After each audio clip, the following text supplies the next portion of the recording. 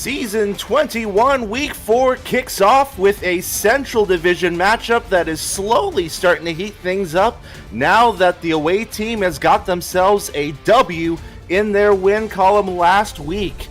Ladies and gentlemen, welcome to St. Paul, Minnesota at the Northwood Stadium. Don't adjust your TV sets. This is Brett Sahlberg here on Play-by-Play alongside Eddie the Sage, Eddie Gage over here on broadcast here as well. Eddie, Sioux Falls has come in with a win last week against Denver, finally getting themselves on the win column after two very tough weeks. But Minnesota and their number one offense are still at home with number two of their three-game home stand. What do you see out of Sioux Falls here this week, and how is Minnesota going to counter this Sioux Falls offense? SFL Nation, what up, though? First time calling the game with my partner over here, Brett Sahlberg. Brett, Sioux Falls is 2-1 versus Minnesota. I checked with both coaches prior to the game. Sioux Falls showed me their front door, told me to get the hell out. While talking to Axel Raven of Minnesota, he said this one is personal. I'm a former Sparrow. Colin Hart is a former Sparrow. We plan on coming here, kicking ass and taking names. They wearing their throwback uniforms as a result of all that, and they're going to plan on coming here with a solid game plan we're going to talk about later that's going to shut down this Sioux Falls and this offense. Three matchups between the Sparrows and the Legend. All of the home teams have won this matchup. This could be advantage Minnesota, but here comes the kickoff, and we are underway over here at St. Paul. Kickoff right at the 4-yard line. Returner comes in past the 20, has some nice blocking going in, sheds off a tackle, and gets stopped around the 33-yard line, and that is where Johnny Reno and company is going to start things off with that number one offense. Don't be surprised if we see a heavy dosage of Colin Hart here this week. A heavy dosage of Colin Hart, but they also have a balanced offense. The passing game is only averaging about 4 more yards than a total rushing game per game, so despite Colin Hart being a bell cow, this offense is very dimensional. Yeah, and you see it on the offensive stats here. 11th in the league at 247 yards per game. The rushing game number one in the league, both in yards and in touchdowns. And it's gonna be interesting how Minnesota might adjust things against the Sioux Falls defense. Reno will step back here, and he's going to toss it off to Colin Hart on a dump off, and he sheds off one tackle, still trying to get through, and he gets a decent amount of yardage to start things off. 4 yards, sets up a 2nd and 6 for this offense. Colin Hart broke 2 tackles before being tackled by the third defender. A little slow getting up there, something to keep an eye on. Yeah, and you're probably going to see a lot of touches from Hart moving forward here. He has been a bell cow through these first 3 weeks, and one of the reasons why Minnesota has this 2-1 start to the season and the division lead. Handoff. It's going to be a play fake. He passes it over the middle. It's intercepted right down the middle. It is intercepted, and it's going to be going further down the line. He spins off a tackler. Fantastic job, but a big overthrow. We got an injury down in the field. That's Mike Wagner. Probably got in the collision a little bit with the offensive line. Probably got a little bit of action on that. But let's not take away from that Sioux Falls interception from Jay Ringgold, the free safety, giving Sioux Falls early momentum here and almost in enemy territory. Jay Ringgold with his 3rd interception of the season already, coming off the blitz, forcing them to throw the ball just a little bit earlier than they intended to. And now we're going to see Julian Tyree under center here for the first drive of Sioux Falls, starting at the 27-yard line. Full receiver set. Tyree with a 2-step drop. Finds his receiver down. That's going to be the fullback, Charlemagne Cornelius, playing the wide receiver role on the outside. And just like that, Sioux Falls is in goal line territory.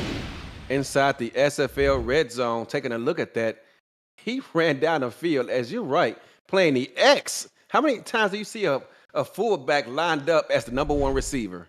There's not too many fullbacks that, we can talk about going to a wide receiver spot right away. They usually get motioned into a wide receiver spot, but Cornelius was there right away. 1st and goal for Sioux Falls at the 7-yard line. Tyree steps back once again, looks to toss it ahead. It's intercepted! And a return to call for Minnesota. That's going to be the start of free safety, Daniel Wright. That's 2 free safeties on both sides of the defense, handing interceptions. And just when you thought Sioux Falls might score on this one, the Legend defense say nada. Daniel Wright picking up his second interception of the season. They came out in a heavy bunch set, thinking they're going to pound the rock. Minnesota was not fooled. Safety stayed back in the zone, picked them off, and wow, back-to-back turnovers to start this game off, Brett. Yeah, they were intending to pass it off to Ben Harrison, the second-year tight end, but now Minnesota back at the 5-yard line to start their drive here, looking to turn these fortunes around here for the offense. And they start off with a handoff right to Colin Hart, right up the middle, passes the first level of defense and gets a good chunk, 5 yards, to at least give them some breathing room off the back of the end zone. If nothing else, make some room for the punter so they not pick up the first down, but right now it's 2nd and 5, so they're in pretty good shape. And you have to think Sioux Falls defense really trying to focus on Colin Hart because he has been an absolute machine over these first 3 weeks. 730 yards off of the first 3 weeks. Handoff back to Colin Hart. Quick and easy first down. Again, passing through that first level of defense and having those linebackers try to force Hart down on the ground. First down, Minnesota. 2 tight ends on the field, both one to each side of the quarterback, serving as an extra blocker for this run game.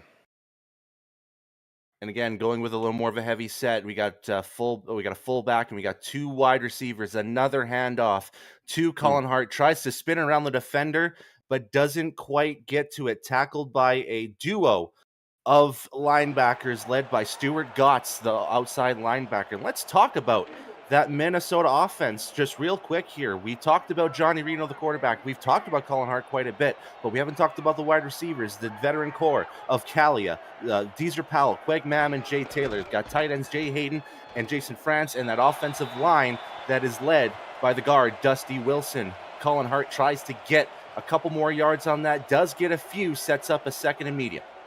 And thus far, we've seen a heavy dose of Sioux Falls displaying a 4-4 defense, trying to put pressure up front to slow down this run game. And here's the first 3rd down of the game, and Minnesota is probably looking to air it out here. We got 5 receivers on an empty set. Reno dropping back, and it's dropped by the receiver.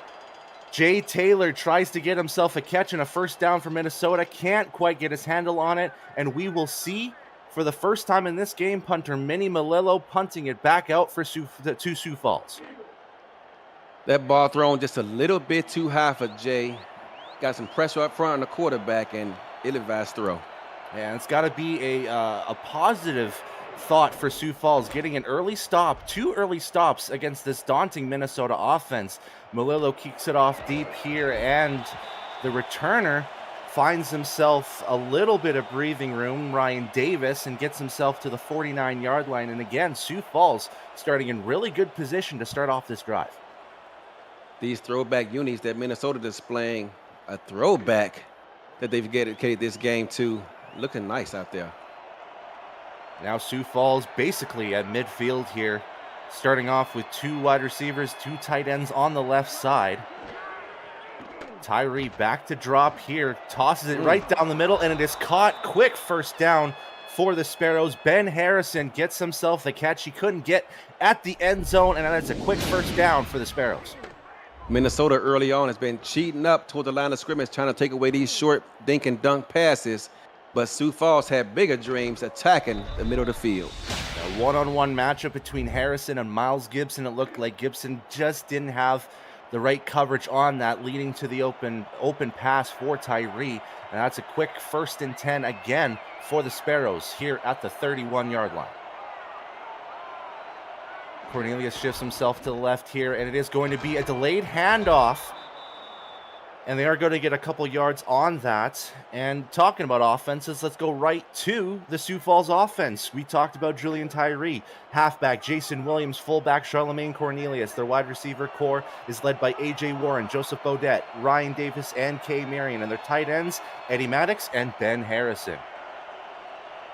2nd and 8, they shift Cornelius over to the right side. Tyree back to throw. It's a dump off here to Williams. Williams has some decent blocking, but he's going to get pushed by Johnny Bravo outside the line of scrimmage. They're going to give him a 1-yard loss on that. 3rd and 8 here coming for the Sparrows. Julian Tyree had the right play in mind, dumping the ball off to his tailback as Minnesota was bringing the heat, but a better pass would have had a better result. Pass was behind him, and as a result, it's going to be 3rd and 8.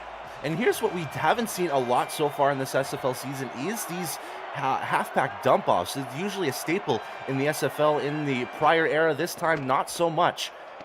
Tyree to dump off the pass. Another easy catch there. This time, 2K Marion. She gets a nice and easy first down, and for the second time in this quarter, Sioux Falls has a 1st and goal. Not many receivers in the SFL playing the X, the number 1 spot. You see him running across the middle, but K Marion is 6 foot 6 inches tall, has a big body frame, not afraid to use it to go across the middle and take up those big hits. Sparrows threatening here early in this first quarter. Second time they're in a 1st and goal situation here. This time at the 8-yard line. Tyree with a quick drop off here, looks to dump it off. It's a catch by A.J. Warren, but doesn't cross the goal line plane. They're going to say 2nd and goal, I would guess, from inside the 1. Yes, inside the 1, not quite crossing that plane. But let's see. 2nd and goal, they have a golden opportunity to put points on the board first, Brett. Sioux Falls really threatening here. They've got themselves their goal line formation. They've got 8 lined up along with Cornelius, the fullback, on the right side. It's going to be a handoff to Williams, and the goal line defense for Minnesota pushes Williams back. It's now going to be 3rd and goal at the 2. Not very wise to pull a guard in the goal line situation. You got 5 defensive linemen up front because all they're going to do is follow him, and they followed him straight to the tailback, made a tackle for a loss, set up 3rd and goal. I like to be an all-out blitz from the Minnesota defense there. Now 3rd and goal from just inside the 2-yard line. Can they punch their ticket?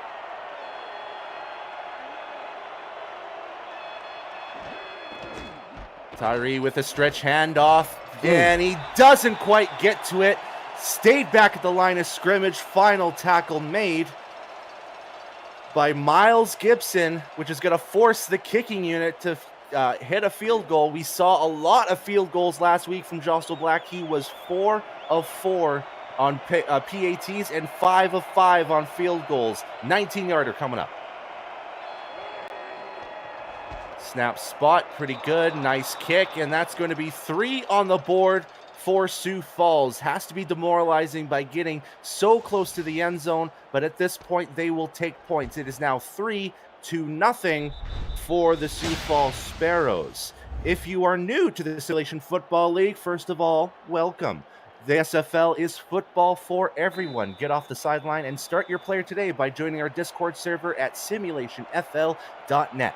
Click the Join the Community button and begin your career, or just to meet the stars of the SFL on and off the field. It's never too late to get involved. Returner takes a knee, and Minnesota will start themselves at the 20-yard line. First 2 drives here, Eddie. Minnesota, interception and punt. What does Minnesota have to do to change things up? Got to get Colin Hart involved and get back to their identity. They got away from things a bit, throwing the ball early, trying to set the tone. But Colin Hart needs to set the tempo, in my opinion.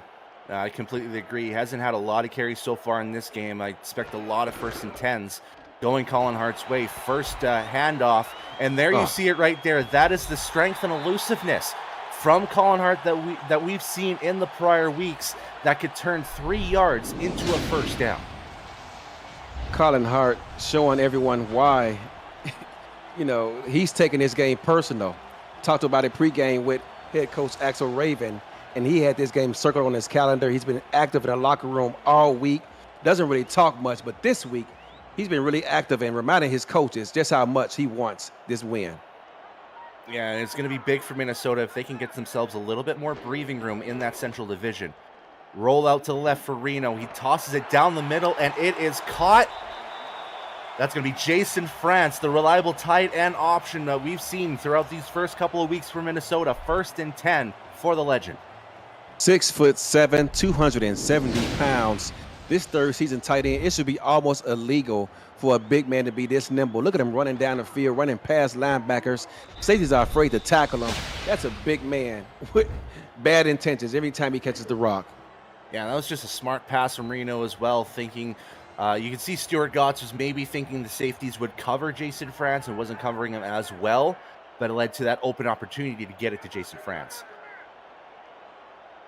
Minnesota shifting things up. The backup tight end coming in onto the left side now, maybe to bolster that side. Handoff right to Colin Hart, looking to get some help from his offensive lineman, and does it himself, and still manages to get the first down. Didn't look like Nick Fargo got all of them before the first down marker, so they're going to give Hart the first down here at the it looks like the 38-yard line.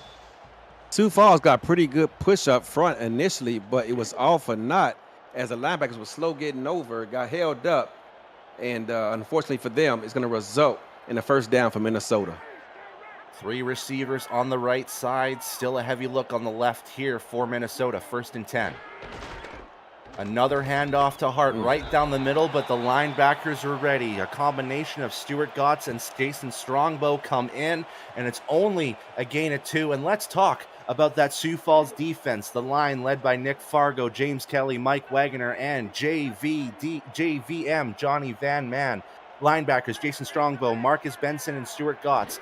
The corner crew is going to be John Barnhart, Nathan Barnett, and Terrell Davis. The safeties being Jay Ringgold and AJ Levy. As Hart continues to push forward with that strength and turns the 2nd and 8 into a 3rd and inches, really opens up the playbook here for the legend. Colin Hart, anytime you see him running today, it reminds me of that song about Baby called Something to Prove. And today, thus far, breaking tackles, he is indeed out here playing with something to prove to Sioux Falls. And if it wasn't for Jay Ringgold probably slowing down Colin Hart for Benson to get that tackle, Hart could have been gone.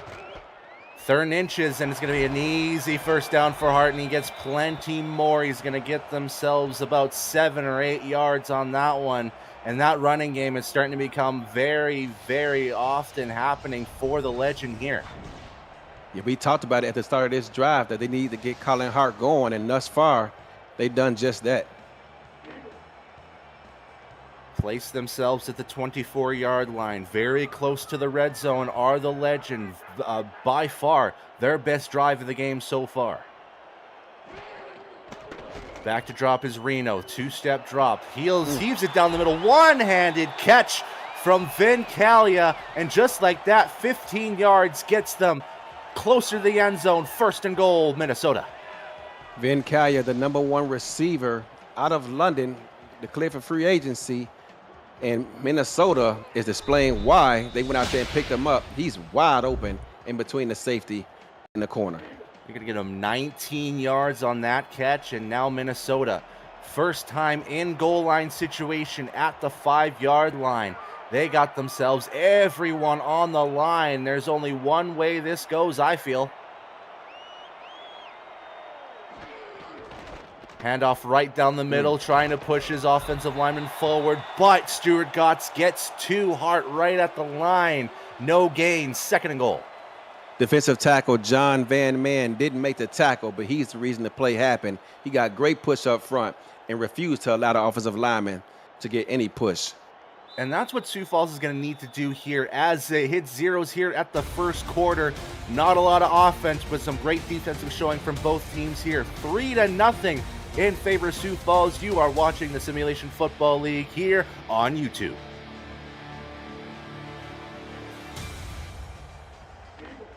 Alongside Eddie Gage, our producer Cameron Irvine, and our statisticians of Joshua Durr and Jason Clay, I am Brett Sahlberg here. 2nd quarter action in St. Paul, Minnesota. Minnesota threatening to score here. 2nd and goal at the 3.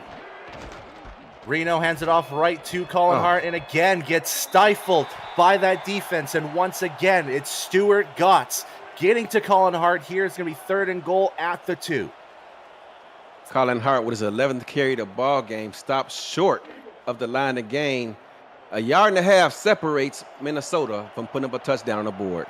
And it's going to be a huge goal line stop if Sioux Falls can stop this Minnesota offense from hitting pay dirt.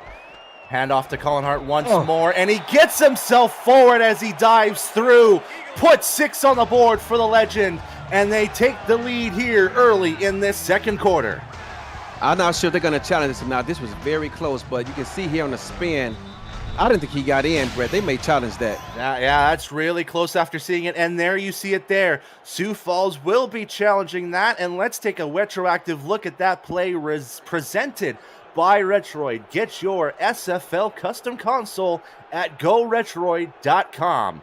Now let's see if we can find a different angle for this replay here. We'll see it up above, and like you said, it's very close. Did that ball cross the line? You're saying no, I'm saying maybe. Let's see what referee says here. He did not. And he did not cross the line. Sioux Falls has a successful challenge here, and more importantly, takes 6 points off the board from the Minnesota Legend and forcing them possibly to kick a field goal. And it looks like Mickey Melillo is out there for, it looks to be an 18-yard attempt on this for 4th and goal for Minnesota. Essentially an extra point here, but it's going to count for 3 rather than 1. Snap spot hold is good. A little bit left from Melillo, but it doesn't matter. As 3 points on the board to tie things up. A very long drive, as you see there. 11 plays, 79 yards for the Legend. And instead of 6, they will have to go back on defense with only 3 points. Liking the game so far? Smash that like button and subscribe to the channel if you haven't already. The SFL produces over 400 events a year. There's no one else that gives you more football. Do not miss a minute of the SFL or SFLM action, and keep the channel growing through your support. Davis returns it back at the 1-yard line and gets himself a little bit of breathing room up to the 27-yard line, and that is where Sioux Falls will hopefully look to respond after Minnesota tied the game up here with that recent field goal. Julian Tyree came into this game 3rd in attempts, just shy of 100 with 98. Let's see if they decide to put the game on his shoulders, or do they lean on Jason Williams to run the ball? And so far, so all right here for Julian Tyree. 5 of 6, 474 yards. He does have that blemish of the 1 interception, but has kept this Sioux Falls offense pretty steady so far through this quarter and couple minutes.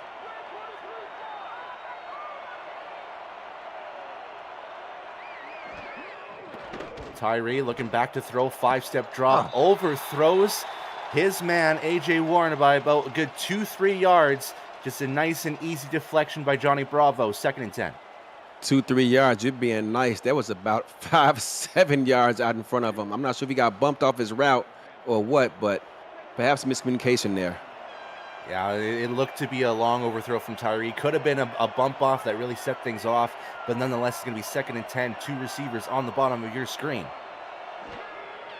Back to throw again as Tyree, a 5-step drop, heads it short, it's intercepted! Minnesota's defense coming in handy here. This time it's Cody Griffin changing the tides here for the Legend. Cody Griffin picking up his first interception of the season. He might have got thrown off, that is, the quarterback, because they were showing blitz, but they backed off into a zone. Julian Tyree may have been confused a bit, and as a result, it's going to result in a short field position for Minnesota. No, I agree with you on that. When they were showing blitz, it looked like Tyree was ready to throw that immediately and not ready to go through his progressions, and that really what led to the interception. Great work by the Minnesota defense. And now Johnny Reno and company looking to get themselves the lead again this time, maybe for good, here at the 27.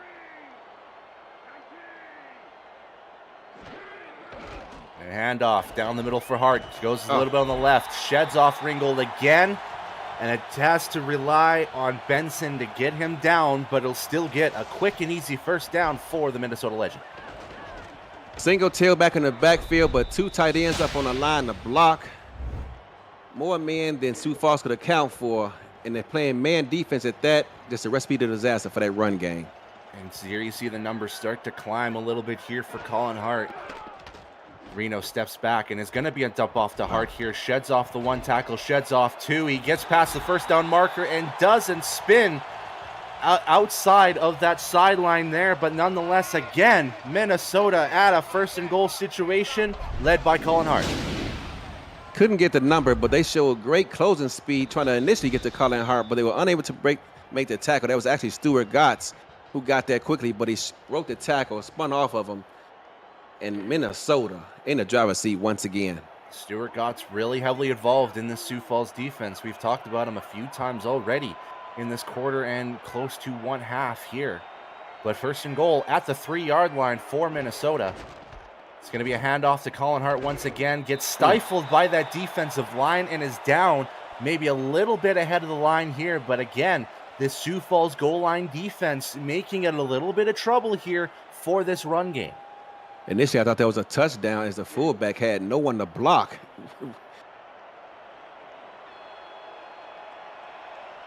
It just proves that defensive line, you know, we don't talk about Sioux Falls' defensive line a lot outside the SFL, but when they need to, they can be daunting. Vin Calia shifting over to the right. Here's second and goal at about the 1.5-yard line, it looks like.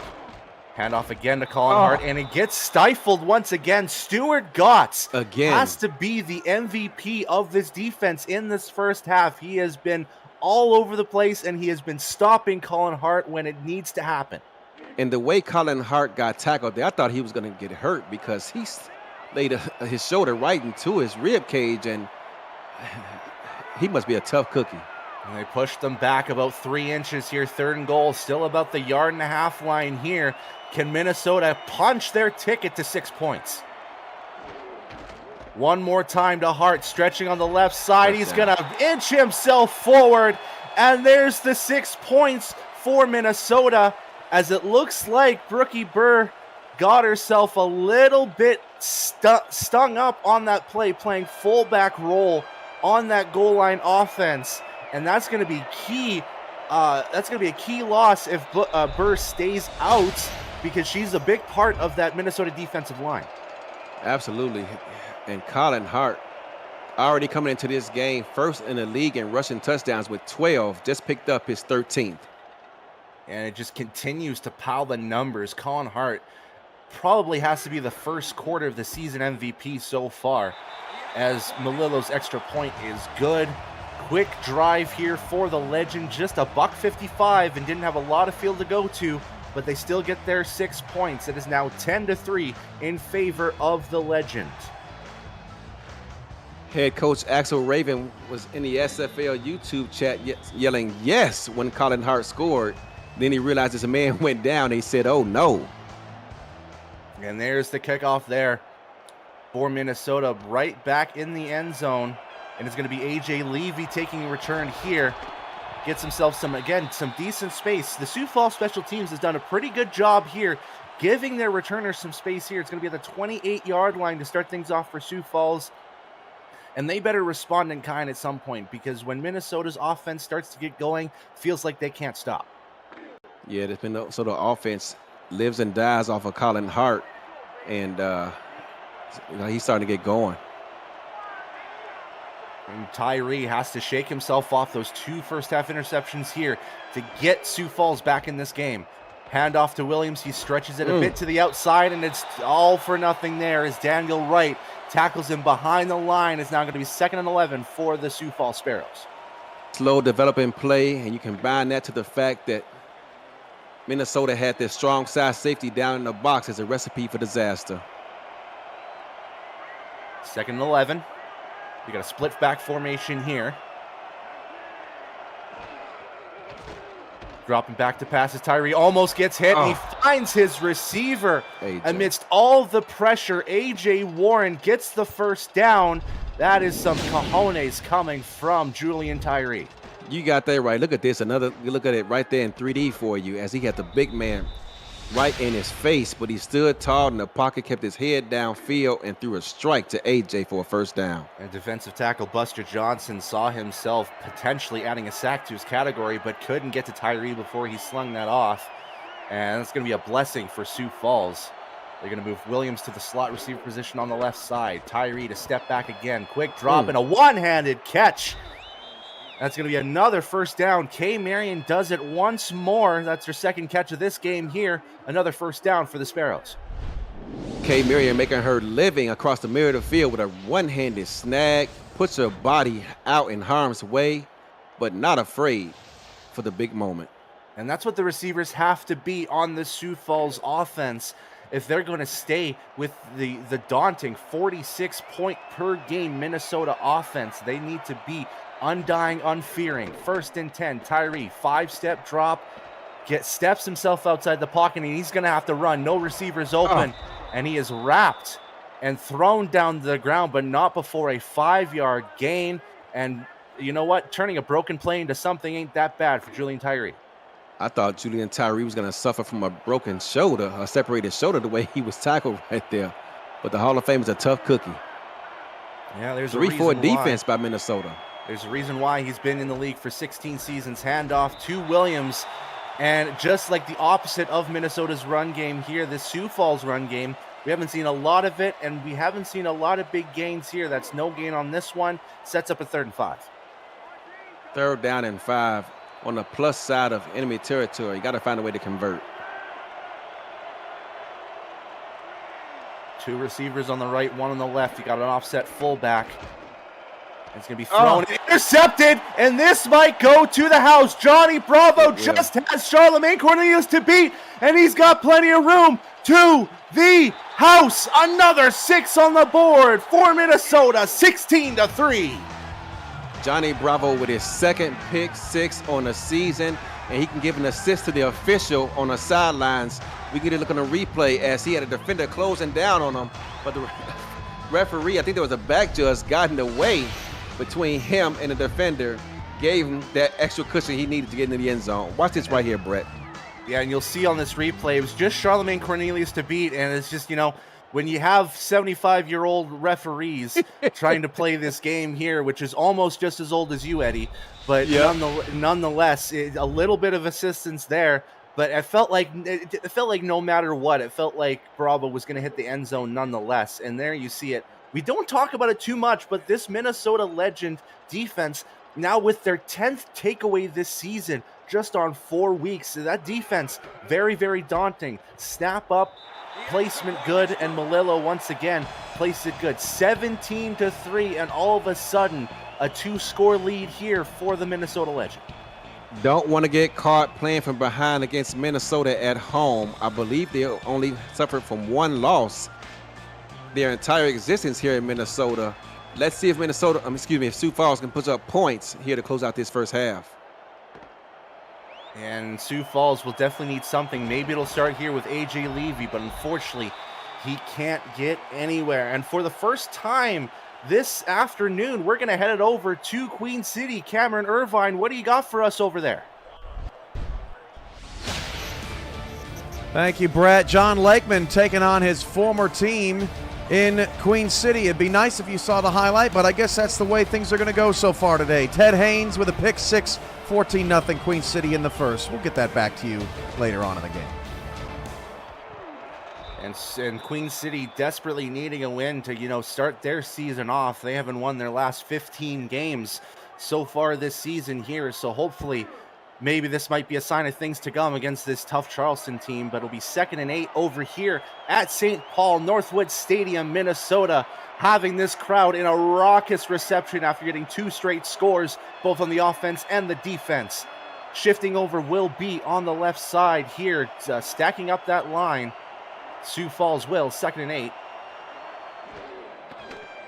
Tyree to roll out to his right side, finds an easy dump off past A.J. Warren, gets himself the spin move to get a few more yards, and that is just tough fighting for A.J. Warren to get himself to midfield. A.J. Warren having quite a good game. That's his 3rd reception here in his first half. Yeah, and this is what the receivers need to do here. It's not going to be a lot of deep passes from the Sioux Falls offense. You might see a little bit more of a dump and run action going in there, and maybe a few deep passes down the hop. We have to remember that Tyree does have 3 first-half interceptions, so they might want to go a little bit safer here. They're going to go 4 receivers here on 1st and 10 at midfield. Tyree to step back with pressure on the side, and there's a flag on the field. They might call pass interference on that one. As a former cornerback, former strong safety, former free safety, I can appreciate an aggressive style defense, but that was just a bit too egregious there, Brett. Yeah, they're gonna wave that flag, that yellow flag, over to Stephen Black. The first time we talked about him today, and it's just a little bit too aggressive, like you said, getting to K. Marion. before the pass gets off, focusing on the player more than the ball itself, and that's going to be an automatic first down, and into enemy territory very quickly will be Sioux Falls.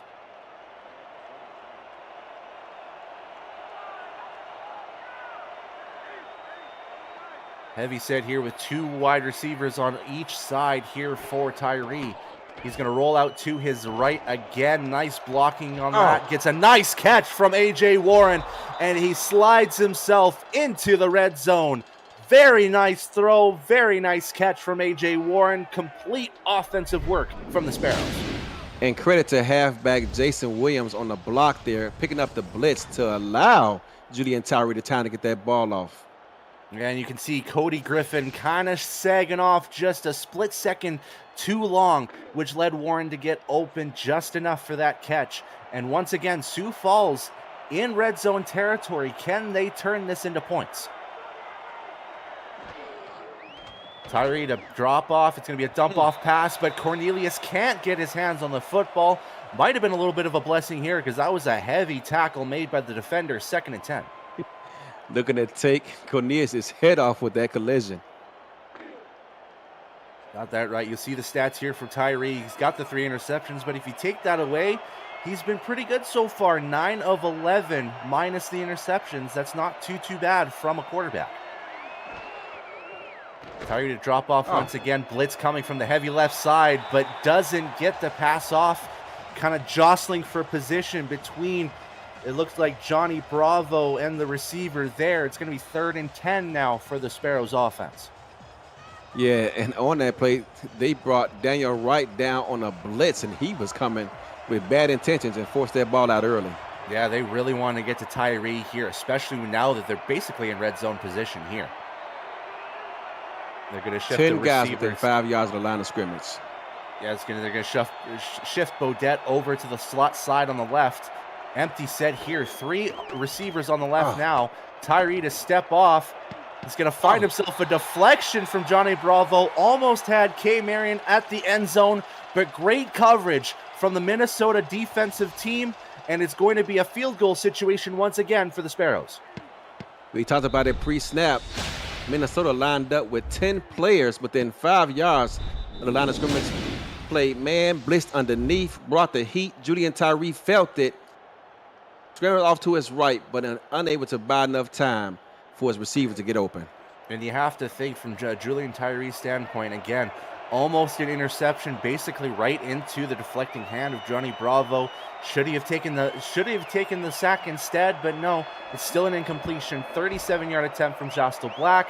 It's veering off a bit to the right, but it's still good nonetheless. And that is good. That's going to be another 3 points on the board for the Sparrows. 7-play drive leads to another 3 points. And I don't think Sioux Falls can really start kicking field goals against these Minnesota touchdowns here. They cannot. 3 times they've been in the SFL red zone. Once led to a turnover. Second time led to an interception. And this time, another field goal.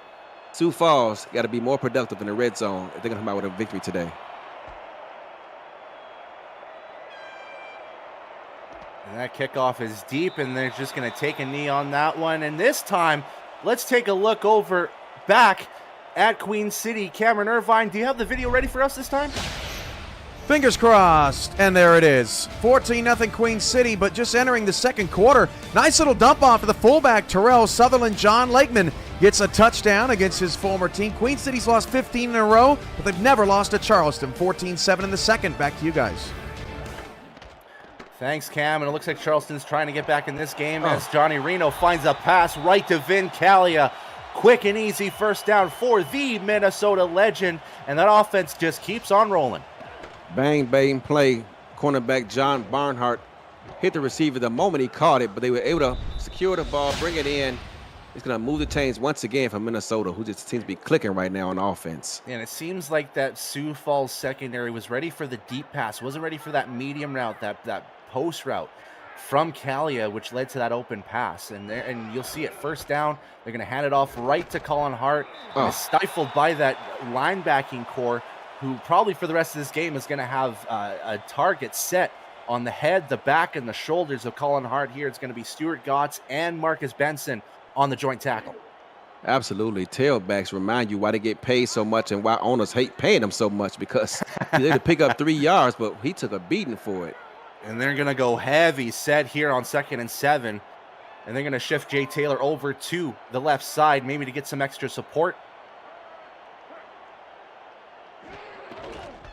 Handoff right to Colin Hart, going right down the middle, and he just has a nice and easy going. You could probably walk down a field of flowers easier than that field right there. 1st and 10 once again for the Legend.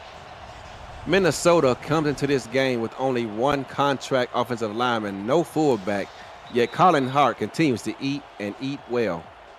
And 2-minute warning here for Minnesota and Sioux Falls. Here at St. Paul, the Minnesota fans have something to scream at. 17-3 is your score here at St. Paul. 2-minute warning here in the second quarter. I'm Brett Sahlberg. This is Eddie Gage on to my side here. Minnesota so far taking care of business with a 14-point lead. 1st and 10, and Callie is going to move himself over to the right side to kind of split things open on this split back set. It's going to be a handoff back to Hart once again, and that first level of defense seems to be stifled by that offensive line. It takes the linebackers to get to him. 6-yard gain, sets up a 2nd and 4. All too often, if you're a Sioux Falls fan, you're trying to figure out where's the push up front, as Colin Hart is 5 yards down the field before initial contact. And those numbers keep rising here. It might only be about 5 yards per carry for Hart, which is a lower number than we've usually seen, but he is taking care of business on the running game. Reno to step back and almost into the hands of Marcus Benson. That might have been some woeful times here from the Minnesota offense, but they can breathe a sigh of relief. 3rd and 4. Marcus Benson picks up his second pass deflection of the season, but he should have gotten his first interception of the season, but it falls out of his hands. It was right into his hands, too. I don't think there was no receiver near him, and it just bobbles it loose. So Minnesota can breathe a sigh of relief here. 3rd and 4. Reno to drop back, 5-step drop, has some time open. One-handed catch from Vin Callia. K. Marion, you can do a one-handed catch? Nuh-uh. Vin Callia can do you one better. As Minnesota players on the sideline are celebrating because they're able to sit back and continue drinking Gatorade while our offense stays on the field. Yeah, and that's the big thing here, is that Minnesota defense has been well rested, especially in the second quarter, because of these long drives from the Legend offense. And they're going to quickly get to the line here, 20 on the play clock. And Reno's going to step back on a 5-receiver set, and it just doesn't get into the hands of Jason France. Little bit of a sigh of relief from the Sioux Falls defense this time, as there was a couple of receivers open on that play. 2nd and 10. You took the words out of my mouth, but Jason France subbed in at that wide receiver spot. Normally sit on a bench in that set, but they said, hey, buddy, we need you playing wide receiver today in this set. That should have been the catch. They're going to go with the same play set here as their first down. 2nd and 10. They've got trips to your right, bunched in the close side of the right side here. I would focus on, again, Jason France on that lead spot. You see, they're going to move, it looks like That's going to be Deezer Powell. And they're going to move 4 receivers onto that right side and leave Callie alone. Back to throw is Reno, and it gets into the hands of Jay Taylor. That's the number I'm looking at here, and Minnesota will take their first timeout here to stop the clock and potentially get some more points before halftime. Sioux Falls defense just seems a step behind every time Minnesota looks to go with these intermediate routes. They are just a step slow getting there to make a play. Yeah, I think they're way too focused on those deep routes, and Minnesota's really making them pay here in this first half. Reno back to throw here, and it's going to go right in the hands of France, but doesn't get to the end zone. They're going to stop him at the 1-yard line, and Minnesota will take their second timeout once again to stop the clock. If I'm Minnesota, I allow that clock to run to limit the opportunities that Sioux Falls may have should they score here. Yeah, I agree with you there. If you really want to, make Sioux Falls pay at the end of this halftime, let that clock run. Hand it off to Colin Hart. Get to the end zone. But they're going to set themselves again. Empty set. Here. Empty set. No Colin Hart in sight. And they're going to move a receiver over to the left side to make it a trips bunch on the left. Back to throw again is Reno, and it's going to be one-on-one coverage. And Jason France gets himself the catch. And that's 6 more on the board for Minnesota as they're starting to run away with this one.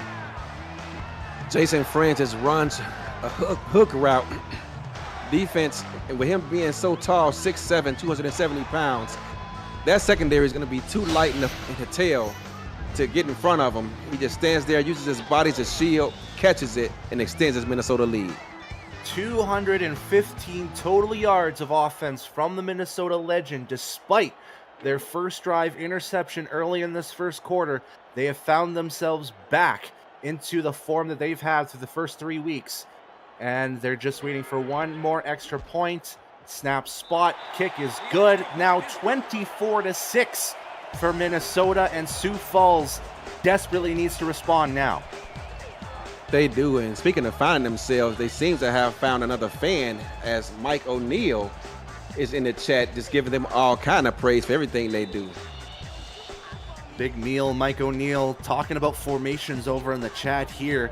And I agree, he's, talking about overloading formations. It's really starting to stifle this defense as the kick goes right to the goal line, and Levy finds himself a bit of space. And again, right to the 27-yard line. That's been a constant story for the Sioux Falls offense, starting at around the 25, 27, 29-yard line. But with 47 seconds left, what's your game plan here if you're Sioux Falls, Eddie? Don't turn it over this deep in your own end, trying to make something happen. So do you think they should just run the ball and just focus on getting to the locker room at halftime? I would. Instead, they're going to roll out to the left. Here is Tyree, and they're going to sling the rock over. That's A.J. Warren once again, and they're going to call their first time out of the game. They're looking for some points here before the first half ends. Daniel Wright just knocked A.J. Warren about 3 yards toward the sideline with that hit. And he's basically just telling him, hey, if you want to throw it his way again, I'm just going to knock your receiver down, see if he can stay down permanently. They're going to shift one of the tight ends over to the right side. Try to get some more protection on that side. But, that left side of the offensive line has really been pressured on so far in this first half. Dump off pass to Jason Williams. Only gets a yard out of that. Sioux Falls is going to call their second timeout here. And at this point, Eddie, I'm thinking if you're gonna want to get some points, I would just throw that ball as deep as you can. Great open field tackle by Johnny Bravo, already with one interception of the day. Let's see if Minnesota can get off the field here, or if Sioux Falls can extend this drive. It's going to be 2nd and 9. They only have 2 receivers here. And they're going to roll out to the right again as Julian Tyree, and a nice catch. On one-on-one coverage from K. Marion. That's going to be a tough one. On one-on-one battles against K. Marion, that's always tough no matter what corner is on her. And we didn't get a good look at that on a replay, but Jason Williams just laid the wood on an incoming blitzer and allowed Julian Tyree the time he needed to get that ball out to his receiver. And the important thing here is that Marion got out of bounds as well, so it stopped the clock at 32 seconds. They are in enemy territory. They're at about the 39-yard line here. They've got 2 receivers on the left side here on 1st and 10. Just a quick step drop, and it's overthrown again by Julian Tyree, looking for K. Marion, but it was a quick 3 seconds off the clock. 29 left on the board. 2nd and 10. Yeah, bad pass. It had actually got a clean pocket that time, and I'm not sure if he thought the rush was there. That wasn't, but got to get a better ball than that. And now they're starting to load this offense here. 5 receivers, no Jason Williams in sight. 7-step drop from Tyree with a lot of pressure, and it's almost intercepted. And that was Daniel Wright once again. He has been integral in part of this Minnesota defense, whether it be through the blitz or through coverage. 3rd and 10 coming up for the Sparrows. And with 5 receivers downfield, there was nothing but big uglies in front of him. He would have still been running right now had he caught that pass. And there's no fear in the Sparrows offense. They're going to stay with this 5-receiver set, this time going trips bunch over the right side. They're going to move a receiver onto that right side to leave.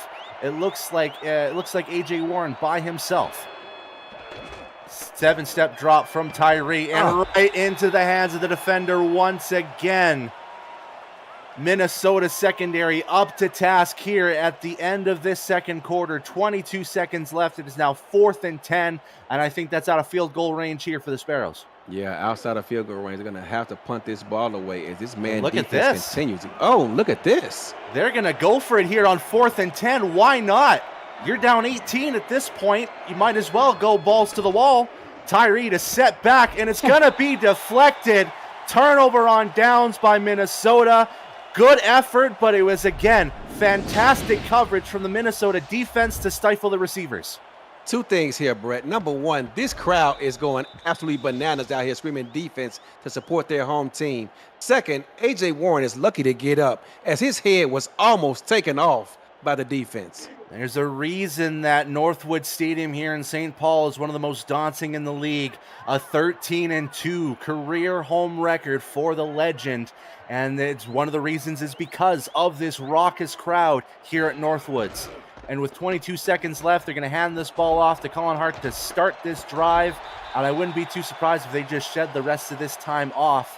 Yeah, they're slow to get up here, and so that will probably be the end of the half. Fantastic second quarter performance here from Minnesota to get themselves into a 24-6 lead heading into the halftime marker here as we just wait for time to go off. And it looks like a timeout's been taken with 3 seconds left. So we got one more play in the books here, Eddie.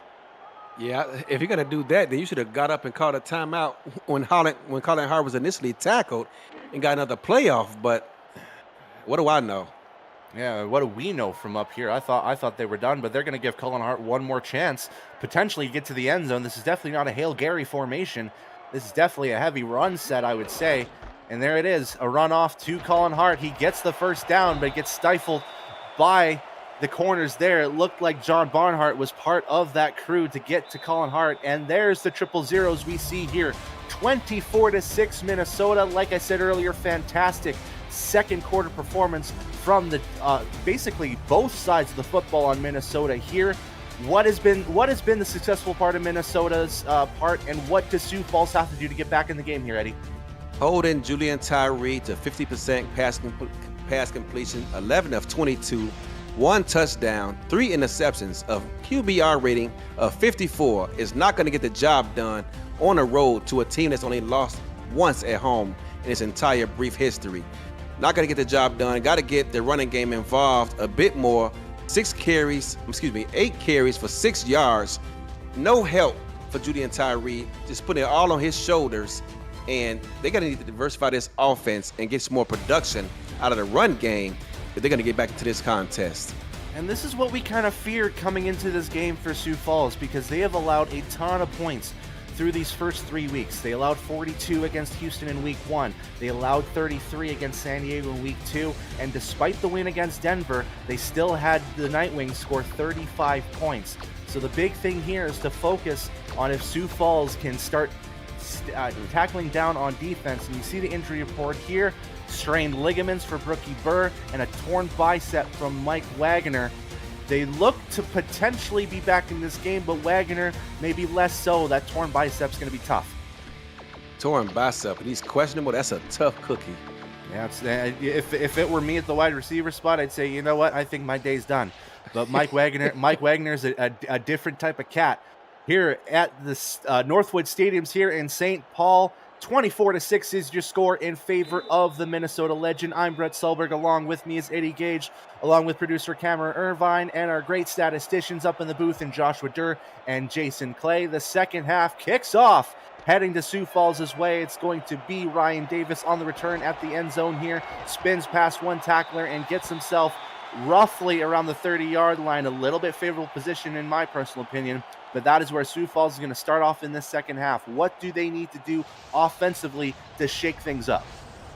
I know they're down 18, Brett, but you got to put the ball in the hands of your running backs and try to get back into this game, because Julian Tyree has already proven he can't get the job done alone with 3 interceptions alone in the first half. And that's what Sioux Falls didn't really do in that last week win over Denver. Jason Williams didn't get a lot of the rock there. It was more so on the backup running back in Davis that got himself about 80-plus yards and 3 touchdowns. So they're going to need to trust on that running game to get a little bit more often, but they're going to go pass on this first down play, roll out to the left and in and out of the hands of the receiver. Eddie Maddox, the rookie, couldn't get himself a catch there. 41st overall pick, says, you know what, I'll get my catch a little bit later. Yeah, Stephen Black, speaking of catches, almost got his first interception as he was lurking up underneath as well. And you have to think from Sioux Falls, it's got to be desperation mode on this drive, because you don't know how much better position you're going to get at the rest of this game, even at the 30-yard line. Again, a rollout to the left, but gets heavy pressure, so he's forced to dump off to Charlemagne Cornelius. Stiff arms one of the tacklers and gets out of bounds. Gets a nice 16, 17-yard gain on that dump catch there. Definitely a check down pass after seeing the blitz on his right side. First down for Sioux Falls. And that one may be what they have to do, Brett, is get these tailbacks involved in the passing game. They tried it once in the first half, but Julian Tyree threw a bad ball, and as a result, it was a gain of nothing. But this time he gets a better pass off, allows him to catch the ball out in front, and picks up a first down. Yeah, and after looking left the whole time and quickly going right, I was surprised that he still got that nice catch. Nonetheless, first down, and it's right into the hands of the Minnesota defender. Another interception, this time to Derek Meerkat. That is the fourth for Julian Tyree and the fourth takeaway for Minnesota.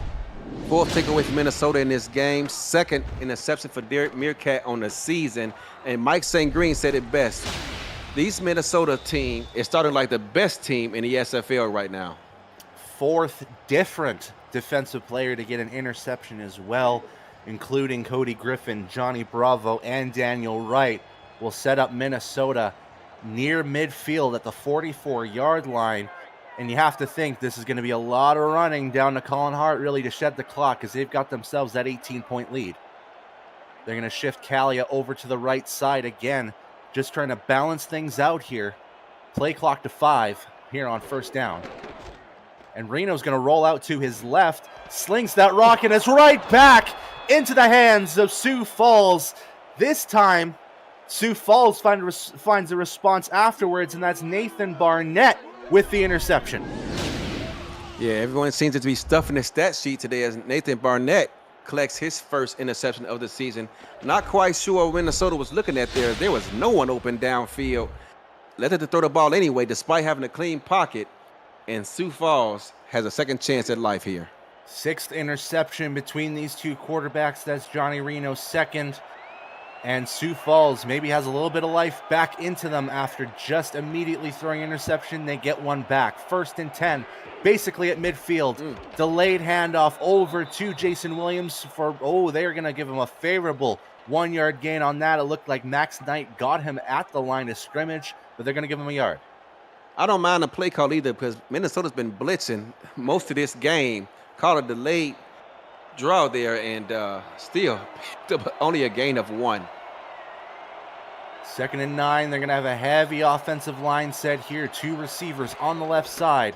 Back to throw is Tyree once again. Shifts over to his right to get an open spot and finds his receiver, A.J. Warren. Again.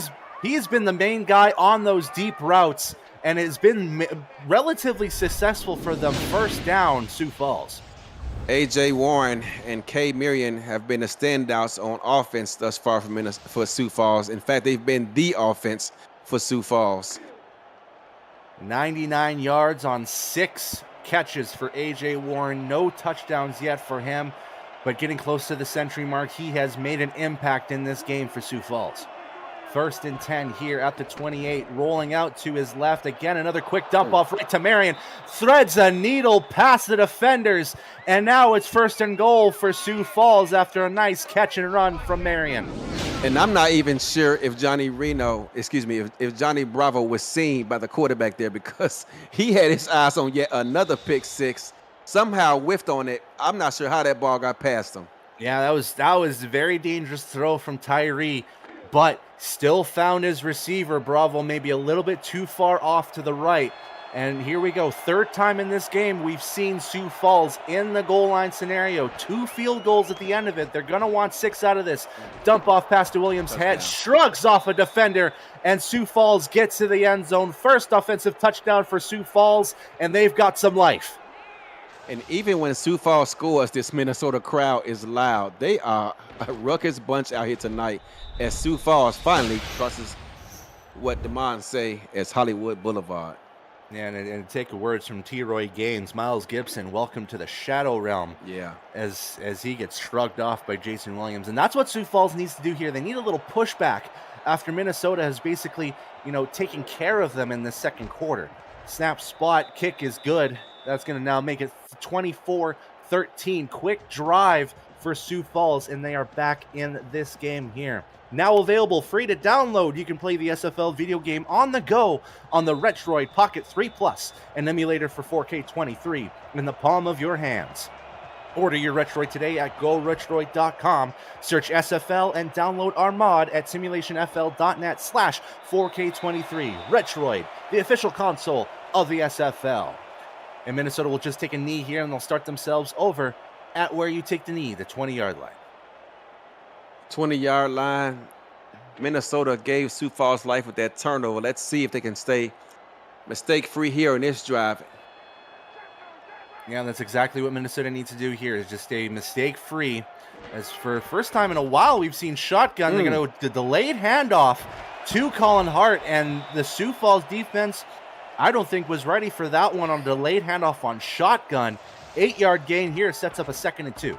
I wasn't ready for it either. Not too often you see a draw play out of the gun. Gun doubles right. Everyone's thinking pass in the building. And the only people who weren't shocked was the offensive coordinator. I think about to last week. I was on the call for Minnesota's last game when they walloped San Diego 48-7. And we saw that delayed handoff on that shotgun set a few times. Colin Hart trying to trust on his offensive lineman, but to no go. Stuart Gotts once again on the tackle. This time it's going to be a tackle for loss. 3rd and 3. 3rd down and 3. Let's see if Sioux Falls can get back into this contest by forcing Minnesota to punt. Yeah, it's going to be big if they can force Minnesota to punt, because their last drives have really just resulted in scores in this point, minus the last drive that they had at the end of the second. Reno blitz to drop off a little bit in blitz action, so he's going to be forced to run, and there is plenty of room for Reno to get the first down and a couple yards more. That Minnesota drive stays alive. Sioux Falls brought their starting cornerback on the blitz, but before he could get there, Johnny Reno realized it, lowered his shoulder, and picked up the first down. But I'm sure his head coach, Axel Raven, is yelling at him, "Slide, young man, slide." Yeah, it's one of the things that quarterbacks have to worry about. If they start tackling, if they start, trying to push forward head first, they might be bobbling the football loose. So you might have to worry about sliding the next time you start running it out. 1st and 10, Reno to step back on a 3-step drop with a dump-off pass right to, it looked to be Jay Hayden on that one. Would you call that a handoff or a catch for there on 8 yards? I call it a shuffle pass, as once again Sioux Falls brought the blitz from their cornerback. Yeah, they're really applying the pressure here, which is forcing Reno to, go with his tertiary and other options instead. 2nd down here, and it's stifled again by this defensive line, who's really starting to step up here.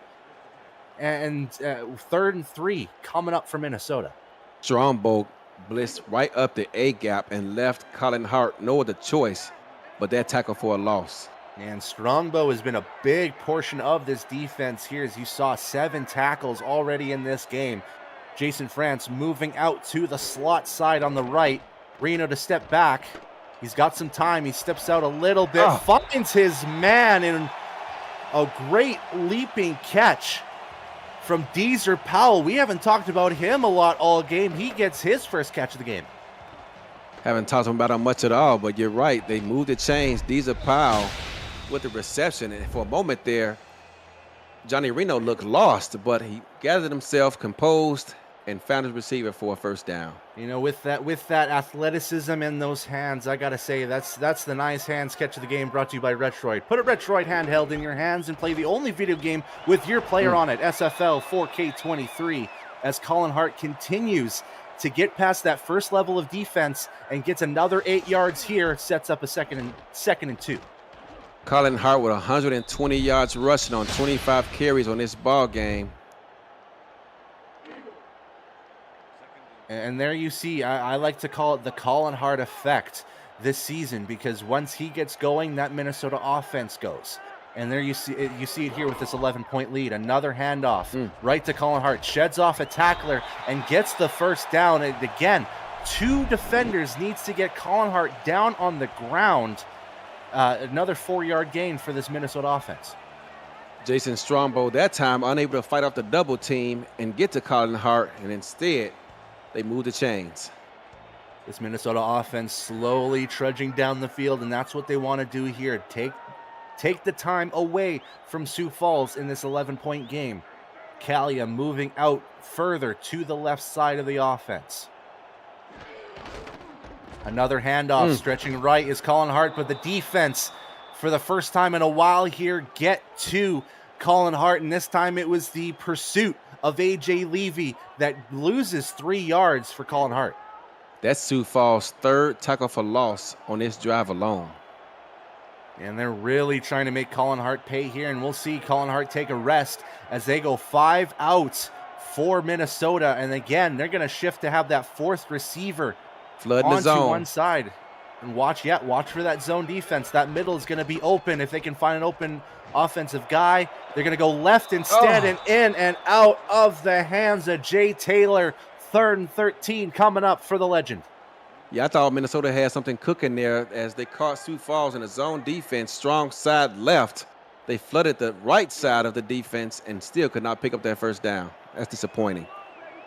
And again, it looks like an empty set here for Minnesota, and they're going to have all the receivers ready to go. 3 to your left, 1 to the right. Reno back to throw. Look out. out. Of the pocket, but look at the pressure from Sioux Falls. Oh! Jason France cannot get his hands on the football. We got a case of Butterfingers here from the Minnesota players. 4th and 13 now. You got to think for Sioux Falls, that is a successful defensive drive. Oh, absolutely. They brought the blitz again, and Johnny Reno threw that ball about a second sooner than he wanted to, but you'd think they should have picked up that first down nonetheless. And for the second time in this game, Minnie Malillo set to punt off. And it looks like they're just going to try to set them as deep as possible. A little bit of a short punt, but nonetheless, Sioux Falls is going to start at the 13-yard line. We got ourselves another game update here from Queen City. Cameron Irvine, what's the update over here, my friend? Thank you, Brett. What a day for Queen City in the first half. John Lakeman against his former team is picked off by G.B. Wallace, and for the second time in the game, Queen City gets a pick 6. They put up over 30 in the first half against Charleston, 31-10. Back to you guys. A 3-score lead here for Queen City, an 11-point game here for Minnesota as Jason Williams gets himself a nice run, and one of his best runs of the game so far of 7 yards. Best run of the day. You got to stay patient. You're still within striking distance. You got a bit over a quarter left of football left to play. Yeah, there's no need for panic here for Sioux Falls after they got that score earlier in this quarter. A toss play over to Williams is to no avail. Stephen Black gets to Williams right at the line. It's going to be 3rd and 2 here for Sioux Falls. I'm going to try to say this as PG-13 as I can, but as a tailback, you are taught to follow the tail of your offensive lineman. They let him inside, but he instead went outside, didn't pick up any yards. Northwood's being loud here on 3rd and 3. They want Minnesota to stop this drive. Tyree to step is immediately flattened, pancaked. See you later. Angela Meerkat gets the first sack of this ball game and forces Sioux Falls to punt. And I don't know if it's miscommunication or what, but Angela Meerkat came in untouched, uninvaded to the quarterback, and it's amazing that Julian Tyree was able to get up after that hit. Absolutely no time for Tyree to throw that football. Immediately pancaked by Angela Meerkat, and now punting the football away will be Sioux Falls, and it has to be in good field position for Minnesota. Receiving back, gets a couple yards back, but Rapid Ricky Evans, will start Minnesota at the 48-yard line. And after forcing Minnesota to punt, they give the ball right back in a 3-and-out situation. That's got to be demoralizing, as Minnesota's going to have great starting field position. Now, you took the words right out of my mouth. I was thinking demoralizing as well. Sioux Falls with an opportunity to get this game potentially within 4 points.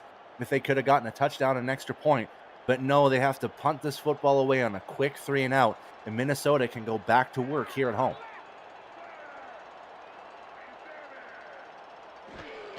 First down, handoff to Colin Hart right up the gut. He's shedding a few tacklers, and he's got some space heading down to the right side. He's got one man to beat. It's John Barnhart. Shoots it off. Jason Strongbow cannot get to him. Colin Hart with another fantastic performance, capped off by another touchdown. 6 on the board for Minnesota.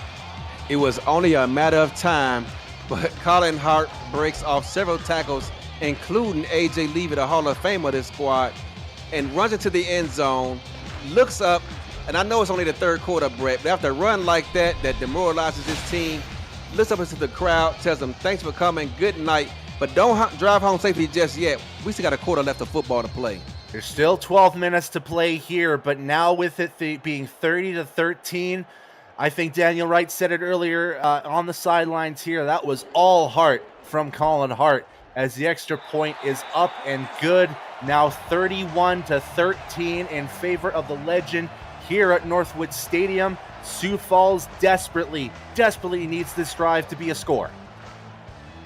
Yeah, I mean, my goodness. I mean, what else can you say? It was just, like you said, only a matter of time before they got Colin Hart going. He had some nice runs, but nothing quite like that. And you look up and all of a sudden you find yourselves down 18 on the road.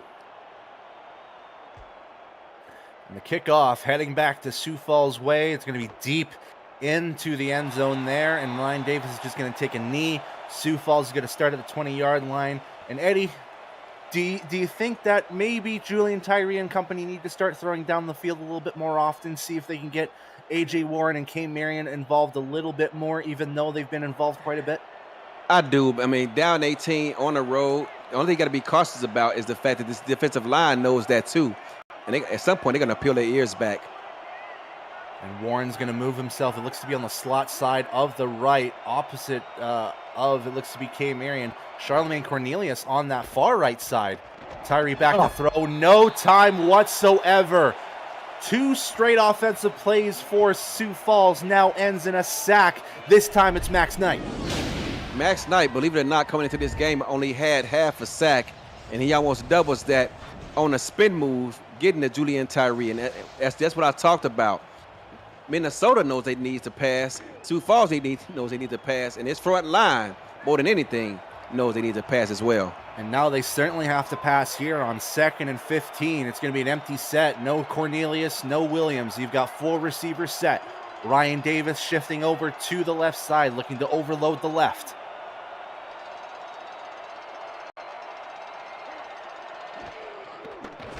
Five-step drop from Tyree. And again, Angela Meerkat once again getting on that left side, demolishing Julian Tyree, and now that's 3 in a row for the defensive line of the Legend.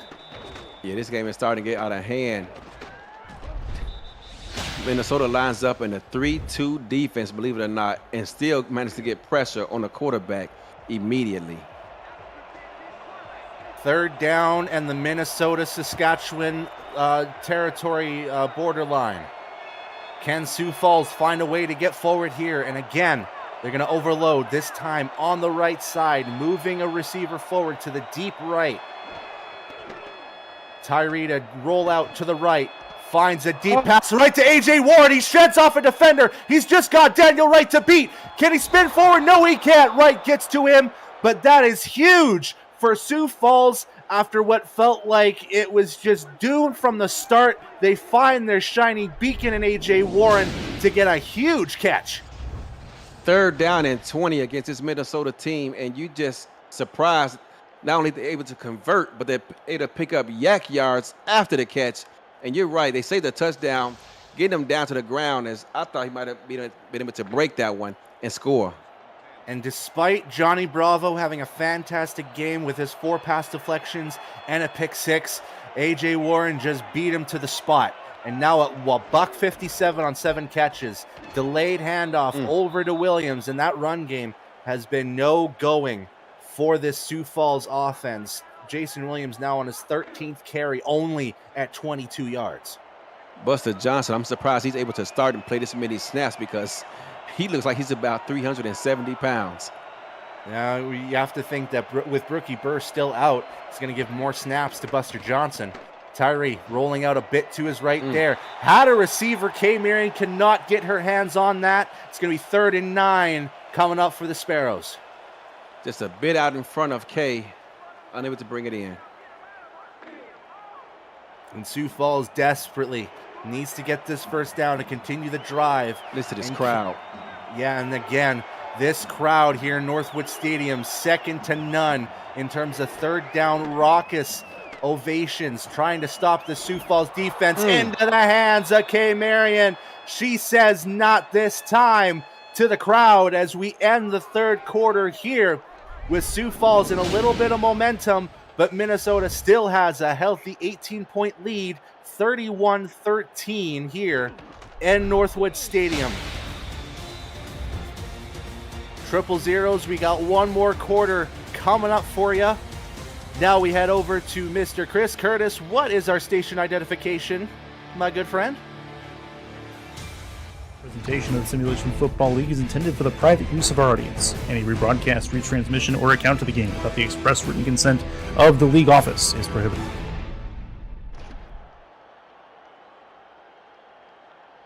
And then we're back here in Northwood Stadium here in St. Paul, Minnesota. I am Brett Sahlberg, yes, playing play-by-play, along with my analyst Eddie Gage here. Minnesota up 31-13, 10 minutes to go in this football game, but Sioux Falls is threatening. 1st and 10 here inside the 20-yard line. Toss play right over. They've got some decent blocking, but they still find a way for Miles Gibson to get the tackle at the line of scrimmage, 2nd and 10. Talking to co-owner BJ Lovelace last night, he is absolutely in love with Miles Gibson as a player.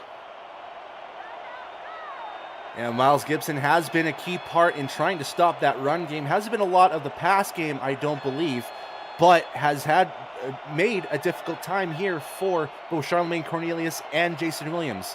They shift over a tight end to the right side. Tyree to drop back here on 2nd down. Pressure coming, but a pass deflection on, it looked like 3-on-1 coverage against the receiver, falls incomplete, 3rd and 10. Yeah, and Minnesota provided an inside move and got to Julian Tyree's face and forced him to get rid of that ball a bit quicker than he wanted to. With Sioux Falls wanting to get some points out of this, they definitely want 6. They're going to go empty set again. 3 receivers to the left, 2 to the right. Tyree to drop back. The pressure's coming from Meerkat again, but gets it off just in time and off the shoulder of the receiver. Unfortunate for Joseph Beaudet, which would have been his first catch of the game and would have been momentum that Sioux Falls so desperately needs to get back in this game. You can see it on the replay. He actually got turned around a bit trying to locate the football, and I think the speed of the ball got there a bit quicker than he anticipated. So instead of potentially 6 points, they're going to bring out the field goal unit here for Jostel Black. 29 yards from the left side of the hash marks. Coming up. Snap spot, and the kick a little bit to the right, but he still finds the middle. And that's going to be another 3 points, probably a demoralizing 3 points for Sioux Falls after A.J. Warren had that huge catch to end the third quarter. If anything Sioux Falls can take away from this contest that they need to focus on, it's their red zone offense, as it has let them down big time today, Brett. Yeah, red zone offenses has been 1 of 4 in terms of touchdowns. The other 3 have all ended in field goals, so that is definitely something they need to work on as they kick it right back to Minnesota here. Deep into the end zone is going to be the returner. He's going to get himself past the 20. Good blocking from the special teams guys. Get past the 30. And they find themselves at the 33-yard line to start this drive. And if I'm Minnesota, it's going to be a healthy dose of Colin Hart. Absolutely. Right now, your best friend is the clock, and you want to remind that clock to keep ticking. And what better way to do that than to hand the ball off to Colin Hart? Good return from Quag Mam sets up Minnesota here at the 33-yard line. And right now, everyone in Northwoods, especially the fans, are in a good mood with this 15-point lead here in Northwoods. 1st and 10. It's going to be a handoff down the middle right to Colin Hart, and there is a bone-crushing hit from the defender, Marcus Benson. That is a man's tackle right there, 2nd and 7. Boy, was it ever. You can't teach bone-crushing hits like that, and Marcus Benson definitely got to Colin Hart. But I wouldn't be surprised if they got to it again here. Just 2 receivers, 1 fullback behind. They're going to shift over the fullback a little bit on that off-right side. It's going to be actually a pass coming up from Reno, but he's got pressure coming in. Gets it off before he throws, but doesn't go anywhere. Maybe a little bit too much time for Johnny Reno to be looking for a pass. Stuart Gotts almost got to him. That's going to be 3rd and 7 coming up. Lucky that was a forward pass. That was almost a fumble. That's very true. It was very lucky for Reno to get that off in a forward motion instead of a sideways motion. And now there's no business coming around. You've got 4 receivers and a tight end on this empty set here for Minnesota. 3rd down and 7. Reno to drop back a little bit. There's pressure coming on both sides. And there is a flag going up on here. Looks like it was a little bit of jostling of position here between the defender and Jason France, the tight end. And it looks like they're gonna knack Jay Ringgold with the penalty there. Automatic 1st down for Minnesota. I'm not a fan of pass interference penalties, but that one was pretty egregious there, and they're forced to call it. I understand that both men have a right to the ball, but you just pretty much cut off his airspace and gave the referee no choice but to throw the flag. Yeah, it was basically pushing right on Jason France, saying, yeah, I don't think you're ever going to get this football. Then nonetheless, he's going to move Minnesota into enemy territory once again. Split back formation, 2 receivers on the right side. They're going to move the fullback over to the line here, the offset on the left. Roll out to the right is Reno. He's going to have a little bit of time, and he's going to find a catch to Jason France. If you're not the catch on that pass interference, I'll just throw it to you again. Another 1st down for the Minnesota legend. One-handed catch as the biggest man in the backfield. He's not worried about his body because there's no one out there as big as him. Goes out there with free reign all over the field, got downfield, uninterrupted, no bump, no push from the defense, and that's just a recipe for disaster. That's deceptive speed from a guy who's 6'7" and carrying 270 pounds on him. You don't see many tight ends that are that big. So it's amazing to see him go as fast as he does. Handoff to Colin Hart, and again, gets past the 1st level, and the linebackers have to get to him. Benson will stop him once again, but Hart still gets another 6-yard gain out of it, 2nd and 4. 2nd down and 4, and just continues to work on his clock. 30 carries. And we should expect, more coming up. There's bets coming in now if Colin Hart can get to 40 carries per game now, because he's already done it twice in these 3 weeks. Can he do it again? 31 is coming in for a 1st down for Colin Hart. And like you said, Eddie, they're just focused on shedding the clock now that they're deep in enemy territory. Deep inside enemy territory, no rush, no hurry whatsoever. Just taking their time, getting up to the line, and just continues to work on this clock as they're inside the SFL red zone.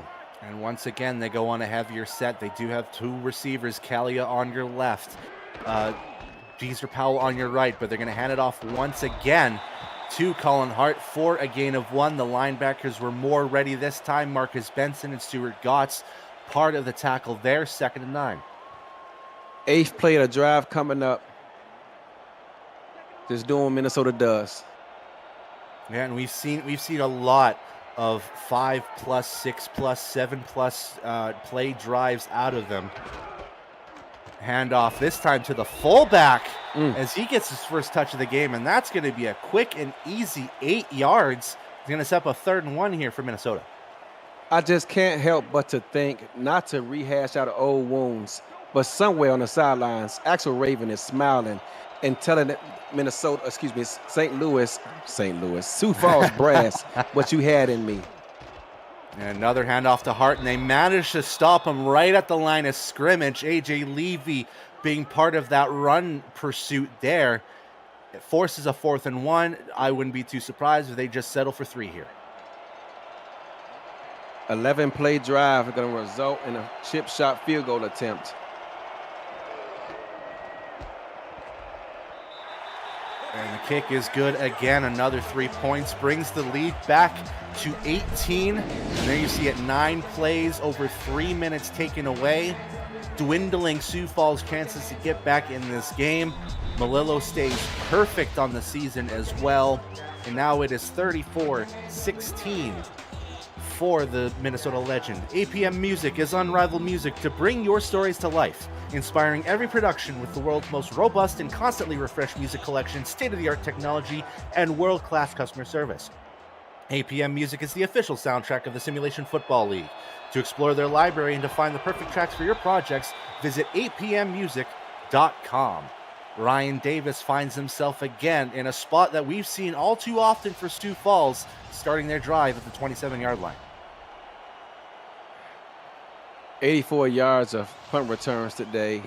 Kickoff returns today, and could have been even more, but Minnesota did a great job of getting the ball, kicking the ball well into the end zone and preventing them from having further opportunities. Now Sioux Falls, with just over 6 minutes left, have to think desperation mode at this point. Maybe a lot more passes, maybe a few less runs. But they're going to go delayed handoff to start things off. And there's going to be no gain as Minnesota was up and ready for the task. Miles Gibson gets himself another tackle. Another tackle for loss at that. Yeah, that's been the key thing for Minnesota, is that they've really keyed in on that run game, and it's been very much a lot of tackles for loss, especially for those linebackers. 2nd and 10 here at the 26. Tyree to step back, and he tries to throw the opposite side, but gets stuck on an offensive lineman. Angela Meerkat gets her hands on the football here, looking for A.J. Warren on that opposite side, but I don't think that was the throw to go to. No, it was not. Throwing across your body. And listen to this crowd as he started to get hyped up again on another 3rd and long situation. Northwood's getting loud once again. Empty 5-receiver set for Sioux Falls. Kay Marion is going to move herself to the slot position on the right. Sioux Falls needs this first down. Tyree moves himself a little bit outside. He's got pursuant defensive players, and it's just out of the hands of A.J. Warren on tight coverage. 4th and 10 with 5.5 left. Decision time for Sioux Falls. I think they're going to kick it deep in their own end, and they are. Yeah, it looks like they're just going to go with the safe route here. They're thinking too deep in their own territory to really go for it here on 4th down. They're going to rely on the special teams unit to see if they Minnesota deep, and they're looking to kind of pin this one past, and it's going to be a fair catch at the 34-yard line for Minnesota. And now with 5:25 left on the board, can Minnesota get one more back-breaking long drive to end Sioux Falls' hopes of a second win this season? I think it's just a formality at this point, Brett. Well, you never say never in this league here, especially with 5 minutes left. We've seen drives that have only gone 10 seconds before, so I'm not counting it out quite yet, but I do agree that an 18-point lead is tough to get back with 5 minutes left. 5 seconds on the play clock now for Minnesota. They do snap it off, a quick step and a dump off to Colin Hart. He's got open space on the right side and gets himself 8 yards with a pair of tacklers ready to go, led by A.J. Levy. 8-yard pickup on the reception. Sioux Falls brought the blitz up the A-gap, just pitched it out to Colin Hart, and he picks up 8. Yeah, and this Minnesota offense has really done some work, and it hasn't been just one-sided. It's been a balanced attack. 162 passing yards, 205 rushing yards as Colin Hart inches himself forward, gets himself the first down, and that is the big key here for Minnesota. Just shed the clock, give nothing left for Sioux Falls. Inside of 5 minutes here, clock ticking. Colin Hart looking rejuvenated. I see another handoff here. Minnesota's offense averaging 6 yards per play through this 3.5 quarters have just dominated the offensive game so far. Close to 400 total yards, and they look to inch forward here on this play. 1st and 10 at the 45. Back to Colin Hart. He's trusting on his offensive lineman, but Jay Strongbow gets to him behind the line, and now it's going to set up a 2nd and 11. 2nd down and 11, and Sioux Falls looking for try to find something to work on towards the rest of the season moving forward. Can he get off the field? That's the big key here. Can they stop Minnesota behind enemy territory? 2nd and 11. Now at about the 43.5-yard line. The straight handoff off the gut for Colin Hart, veers off a bit to the left side and gets a little bit undercut by the defender there. That's a risky tackle. That could potentially tear some ACLs, MCLs, PCLs, whatever ends in CL at that point. But it gets them 7 yards, and it's going to be a 3rd and 4. It's not illegal, but it is frowned upon by players across the league. We have an honor system. You're already being held up high. Attacking a man low, you could really put a hurt on someone's career. Now that could be potentially career-ending. One of those type of tackles when you get hit up high and hit under the knees as well. So Sioux Falls has to be careful here. 3rd and 4. They're going to shift their fullback over to the slot receiver spot on the left side. Play clock down to 3 seconds. And they're going to hand it off to Hart, trusting on his guys to get forward. But Levy gets to him with Ringgold helping out. And that's going to be a key stop for Sioux Falls. But that clock continues to tick, now under 3 minutes to go. A.J. Levy, the lone Hall of Famer on either team, still playing some inspired football. Yeah, and that's what Sioux Falls needs to do, even if this ends in a loss for them. The 16-season veteran, A.J. Levy, needs to continue to lead this defense moving forward through this last little bit of the game here. Minnesota ready to punt here. Minnie Malillo with her 3rd punt of the game.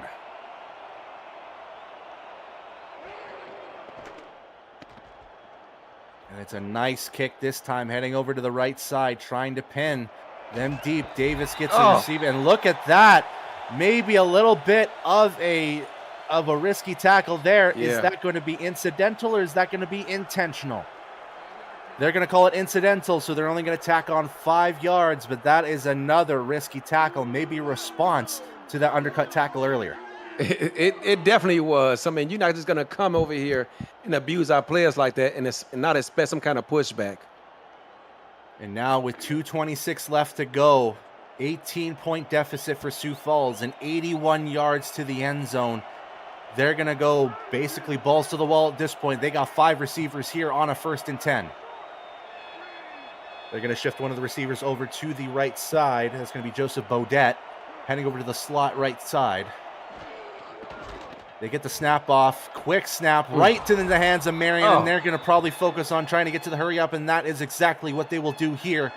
Hurrying it up here on the offense, still on that 5-receiver set. Bodette back on the left side, dropping back and going right to Marion again, and it looks like another pass interference call that's going to set them up for an automatic 1st down, and more importantly, stops that clock. We've seen a lot of pass interference calls today, Brett. It's the 3rd one, if I'm not mistaken, in this game. 2nd against Minnesota. It was Johnny Bravo earlier on in that 1st half. This time, it's going to be Rick Evans with the infraction this time. 2:13 left to go. Pushes Sioux Falls forward just in 2 plays.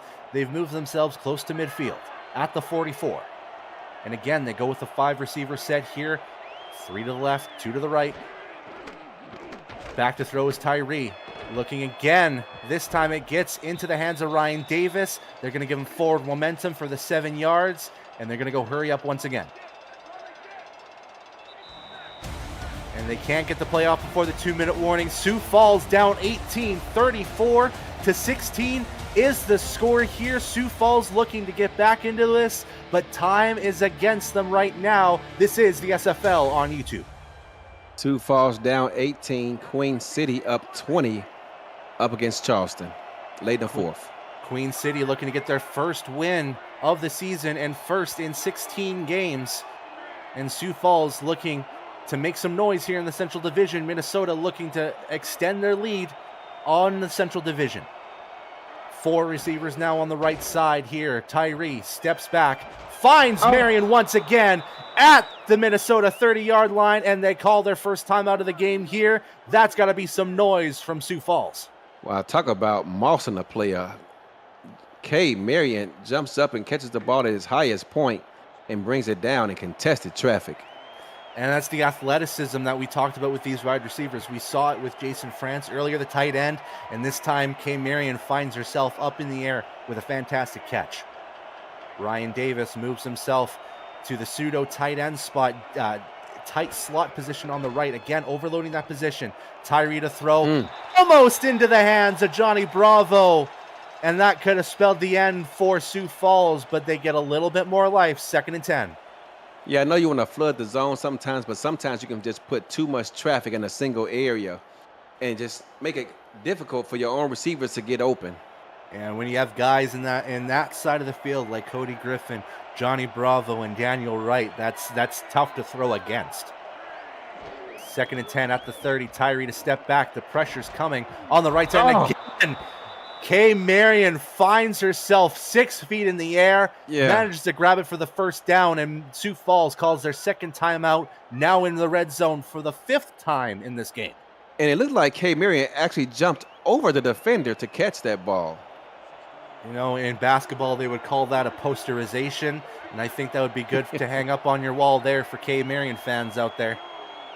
But 1st and 10 here for Sioux Falls. They're looking to get a score out of this. Back to Marion, but it falls into the back of Rapid Ricky Evans. That's going to be 2nd and 10. I like that nickname. I'm just trying to pull this off the fly here. I know that Rick Evans doesn't really have a nickname in this league, but I'm going to force that down the throats of the league here. It's Rapid Ricky Evans now.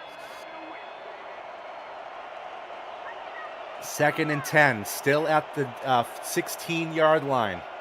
Sioux Falls has 4 receivers out. They're looking to get 6 as quickly as they can. Minnesota brings the pressure. A quick pass back to Marion, this time on the right side. Maybe a little bit overthrown. Again, jostling for position, but nonetheless, it falls incomplete. 3rd and 10. Yeah, it looks like when Minnesota counters Kay Marion with Johnny Bravo, they have a bit more success. Yeah, and Johnny Bravo has played one hell of a game so far. He's got that pick 6, and he's been intricate in trying to stop this passing game. Now 3rd and 10. Trips bunch to your right. Tyree back to throw.